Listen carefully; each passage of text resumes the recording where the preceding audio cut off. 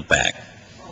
The gentleman may state the nature of his parliamentary inquiry. Mr. Chairman, I was inquiry of the contents of this legislation. Would it be appropriate to offer an amendment at this time exempting American Samoa, just as it was from the minimum wage bill? The gentleman will subside.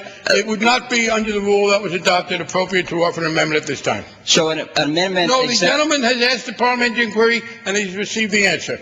The chair regrets that he does not like the answer, but cannot change that. Further parliamentary inquiry? Further parliamentary inquiry. Yes, the gentleman may state the inquiry. So the chair is saying that I may not offer an amendment exempting American Samoa from this legislation? The gentleman is making a speech and will suspend. The chair is not saying anything. If the chair will let me finish my question. The gentleman will suspend.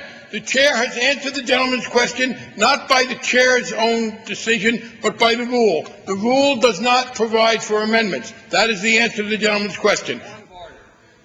Point of order. Point of order. Mr. Speaker, is the rule that we're operating under coming out of the Rule Committee? No, the gentleman has not stated a point of order. Point of orders rarely end with a question mark. I've never heard one that did.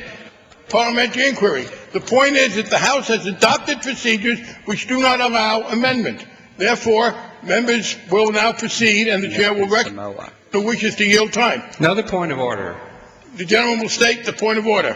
How many times did our No, the gentleman, how many times could not conceivably be a point of order? It could be a question, but it could not conceivably be a point of order. Mr. Chairman, I have one additional parliamentary inquiry. The gentleman may state it.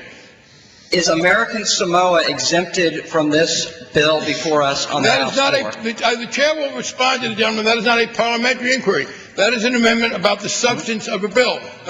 Questions about substance of legislation are not parliamentary inquiries. Parliamentary inquiries pertain to the procedures. The chair will now. The chair will now recognize the gentleman. So the gentleman will not recognize me for an additional parliamentary inquiry? No, the chair will say that having heard several parliamentary inquiries which were not parliamentary inquiries. Well, the chair will not answer my question. The gentleman will not interrupt.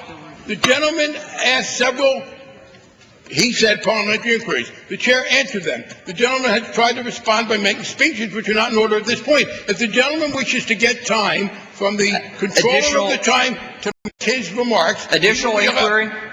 The gentleman will state the nature of the parliamentary inquiry. Is there a way by which I can derive whether or not American Samoa, like the minimum wage bill, is exempted from this legislation?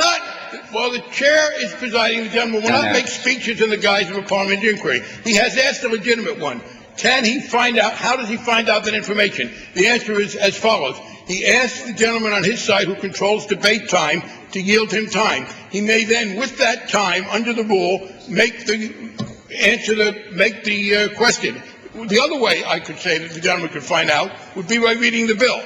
Read the bill and it will tell you. But the gentleman may get debate time and may then propound any question to the other side that he wishes. Thank you, Mr. Speaker. Yeah, point of order.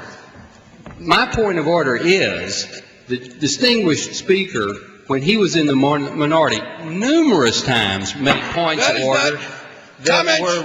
No, the gentleman will suspend. Comments on the past behavior of the speaker might be interesting, but they are not points of order. The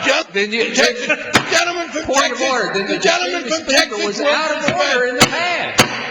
The gentleman from Texas will suspend, and the gentleman from Texas, Mr. Burgess, is recognized to yield time for someone who might actually want to debate the bill. The gentleman is recognized for yielding time. I thank the Speaker. Mr. Speaker, I am pleased to yield 2 minutes to